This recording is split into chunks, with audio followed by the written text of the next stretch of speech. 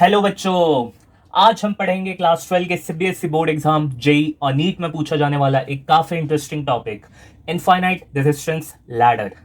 समय की बचत करने के लिए थियोरी को रखते हैं दूर और सीधे मैं आपको देंगे सवालों की दुनिया में और बाहर निकलेंगे जवाबों के मीठे मीठे रसगुल्लों के साथ। तो शुरू करते हैं पहले सवाल से। इस पिक्चर में आप देख सकते हैं कि रेजिस्टेंस जिस सबकी वैल्यू आर है उसे एक लैडर के रूप में कनेक्ट किया गया है। आर आर आर आर ऐसे एक लैडर के रूप में कनेक्ट किया गया है और ये अंत यहीं तक नहीं होता, ये इन्फिनिटी तक कनेक्ट किया गया है। अब सवाल क्या है? सवाल है कि इस लैडर का हमें आर इक्विवेलेंट निकालना है। तो अब हम बढ़ेंगे सॉल्यूशन की ओर। स्टेप नंबर 1, मैं एज्यूम करता हूं कि इस लैडर का आर इक्विवेलेंट है एक्स ओम के बराबर। चलिए, इसमें कोई डाउट नहीं होगा आपको। अब बढ़ेंगे हम स्टेप नंबर 2 पे। स्टेप नंबर 2 पे जाने से पहले मैं आपसे एक छोटा सा सवाल करूंगा। क्या मैं इन्फिनिटी से 1 माइनस कर दूं तो आंसर क्या आएगा? आंसर आएगा इन्फिनिटी ही। इन्फिनिटी इतना बड़ा नंबर है कि उसमें से 1 या 2 घटा दो तो भाई इन्फिनिटी को कुछ फर्क नहीं पड़ने वाला, वो इन्फिनिटी ही होने वाला है। अब आप पूछेंगे ये सवाल का मतलब क्या था। अब हम देखेंगे इस लैडर में, ये लैडर में मान लीजिए ये इन्फिनिटी तक चलने वाले लैडर में मैं इतना हिस्सा मिटा देता हूँ, तो क्या ये लैडर पहले जैसा ना रहा? पहले देखिए ये लैडर क्या था, R R R R R R up to infinity. अब मैं छोटा सा हिस्सा मिटा देता हूँ तो क्या बचा? R R R R up to infinity. एक छोटा सा हिस्सा गायब कर दिया मैंने, तो क्या कुछ फ़र्क पड़ा? बिल्कुल नहीं फ़र्क पड़ा। तो अब हम देखेंगे स्टेप नंबर 2 में। स्टेप नंबर 2 में हमने पहले मान चुका है कि ये लैडर का इक्विवेलेंट रेजिस्टेंस है इन्फिनिटी, यानी आर इक्विवेलेंट, माफ़ कीजिएगा, हमने एज्यूम कर रखा है कि लैडर का इक्विवेलेंट रेजिस्टेंस है एक्स ओम। तो इसी तरह हम देखेंगे ये लैडर का इक्विवेलेंट रेजिस्टेंस है एक्स ओम, वो अलग बात है। अब हम देखेंगे स्टार्टिंग में करते हैं आर, यहाँ लिख रखा है हमने आर, ये आर यहाँ हमने लिख रखा है आर। और जैसे कि मैंने आपको पहले बताया कि ये हिस्सा मिटाने के बाद ये भी तो एक पहले जैसे लैडर ही तो है, और ये पहले वाले लैडर का इक्विवेलेंट रेजिस्टेंस क्या था? एक्स ओम।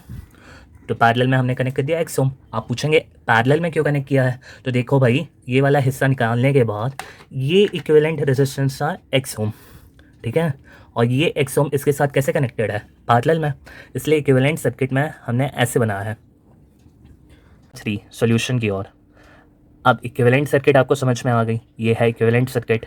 अब आप इक्विवेलेंट सर्किट में देखेंगे ये आर और ये एक्स पैरेलल में है, इन दोनों का पैरेलल कॉम्बिनेशन क्या होगा? R into X upon R plus X. जिन बच्चों को नहीं समझ में आया है वो 1 upon R equivalent equals to 1 upon R one plus 1 upon R two से कोशिश कर सकते हैं। और ये है आर पहले से ही लिखा हुआ, इन दोनों को ऐड कर देंगे क्योंकि ये सीरीज़ में है, तो आंसर क्या आएगा? R plus R X upon R plus X. ये हो गई बात ये। अब मैं आपको पूछता हूँ आर इक्विवेलेंट की वैल्यू इसके बराबर है R plus R X upon R plus X, सही बात है। R equivalent is equals to R plus R X upon R plus X, यही मैंने लिख दिया। इसे ऐड किया, क्रॉस मल्टीप्लाई करके ऐड किया, R into R plus R X into 1 upon R plus X. फिर एक्स इज इक्वल्स टू, ये आप देख लेंगे ये आ गया है R square plus R X upon R plus x, ठीक है। अब इन दोनों को क्रॉस मल्टीप्लाई कर देंगे, therefore X square plus R X equals to R square plus 2 R X यहाँ चला जाएगा, देयरफॉर आर स्क्वायर भी यहाँ चला जाएगा। X square R X minus 2 R X minus R X, X square minus R X minus R square is equals to 0।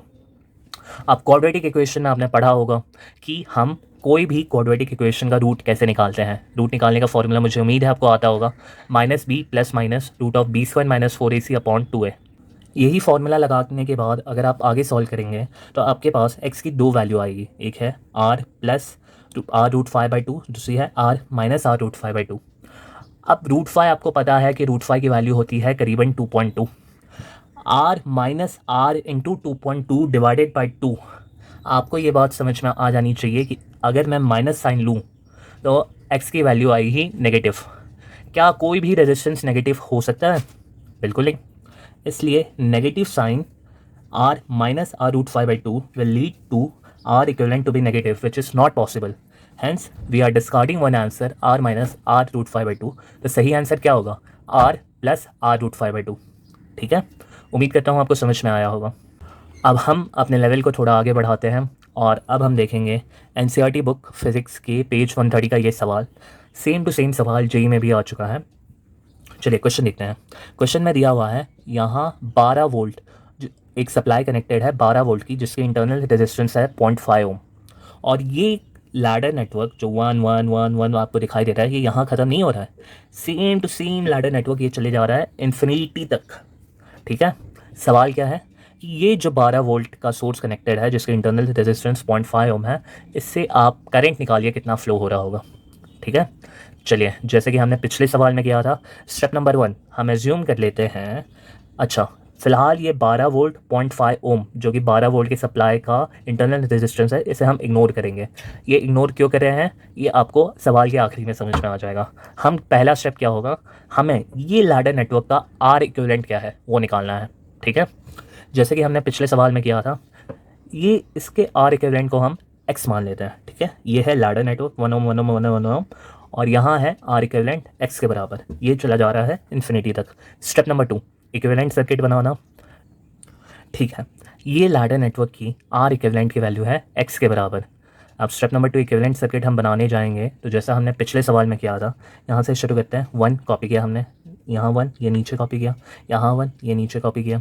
और एक और बात मैं आपको बताना चाहूँगा कि ये लैडर नेटवर्क में अगर मैं इतना हिस्सा हटा दूँ, ठीक है, तो ये तो पुराने जैसे लैडर नेटवर्क की तरह दिख गया।